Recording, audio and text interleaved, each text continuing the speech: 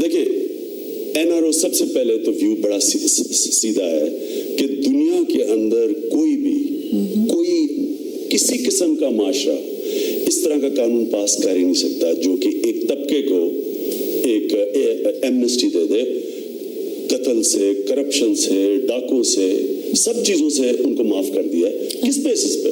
تو یہ تو کئی دنیا میں کسی بھی کورٹ آف لا میں نہیں رہ سکتا۔ اب ہوا کیا کہ چیف جسٹس صاحب نے انہوں نے پہلے پارلیمنٹ کو موقع دیا ہے، لیکن اگر پارلیمنٹ نے اس کو پاس کر دیا تو یہ پھر چیلنج ہوگا سپریم کورٹ میں، کیونکہ فنڈامنٹل رائٹس کی وائلیشن ہے پاکستانی شہریوں کے، کہ غریب آدمی بیچارہ جیلوں میں سڑے، یہ طاقتور طبقہ above law who. That's right.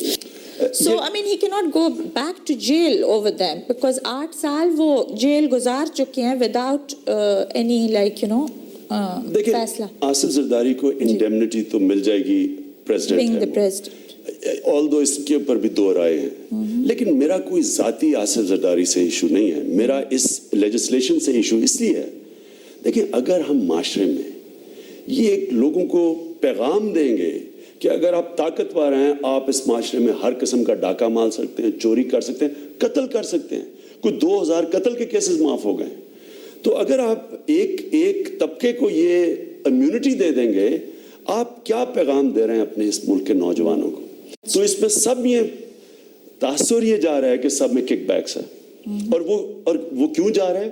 کیونکہ عوام دیکھ رہی ہے کہ وہ لوگ جن کے اوپر کرپشن کے کیسز تھے بڑے عہدوں پہ بیٹھے ہوئے، پھر تو ساری جیلیں بھی خالی ہو جانی چاہیے نا؟ بالکل ہو جانی چاہیے۔ پھر پیٹی مطلب چوری کے لیے ایک آدمی اندر کیوں؟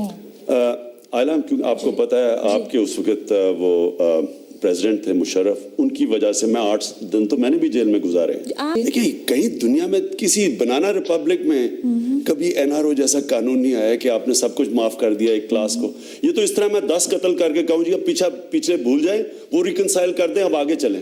یہ دنیا میں بھی کہیں ہوا ہے۔ 30 سال کے بعد باہر کے ملک میں پتہ چلتا ہے قتل ہے، اسے قاتل کو پکڑ کے جیل میں ڈالتے ہیں۔ الیور کرومویل کو انہوں نے اس کی قبر کھود کے اس کے مردے کو لٹکایا، انہوں نے کہا کہ اس نے جرم کیا۔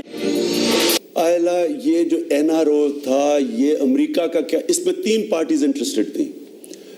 ایک تھی پیپلز پارٹی کی قیادت جو چاہتی تھی کہ کرپشن کیسز ختم ہوں، دوسری تھی امریکہ جو چاہتا تھا کہ پاکستان کی یہ جو وار آن ٹیرر ہے ہم اپنی فوج سے امریکہ کی چیپ فوج بن کے امریکہ کی خدمت کریں، اور تیسری پارٹی اس میں تھی جنرل مشرف جو اپنی کرسی بچا رہا تھا، جو کیسز کیے اس نے کروڑوں روپے کے ان کے اوپر، آصف زرداری پہ کروڑوں روپیہ خرچ کیا کیسز پہ، اور جیسے اس کا اپنا پیسہ معاف کر کے جناب میں حاتم طائیہ معاف کر دیا، ہمارے پیسے سے پہلے کیس کیے اور ہمارے پیسے معاف کر دیے، اور یہ وہ اپنی کرسی بچانے کے لیے کر، یہ 3 انٹرسٹڈ پارٹیز تھی۔